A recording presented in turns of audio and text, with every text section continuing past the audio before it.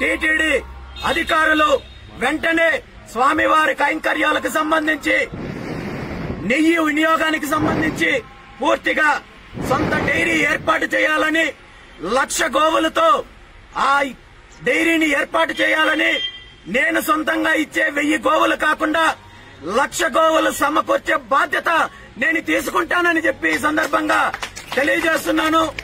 ఎందుకంటే 1,00,000 గోవులను పోషించడం అంటే ఇది చాలా బృహత్పరమైన కార్యక్రమం అవుతుంది.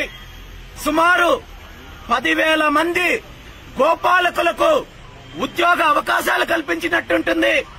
ఇంకా అవకాశం అంటే ఈ 10,000 మంది గోపాలులను యాదవ సామాజిక వర్గం నుండి తీసుకుంటే అంతకంటే కూడా వెంకటేశ్వర స్వామికి శ్రీకృష్ణుడు ఎన్నుకున్న సామాజిక వర్గము.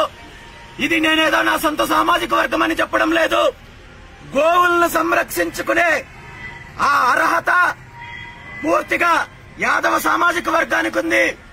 కాబట్టి ఈ విషయాన్ని కూడా పరిశీలించాలని చెప్పి పెద్దలను కోరుకుంటున్నాను.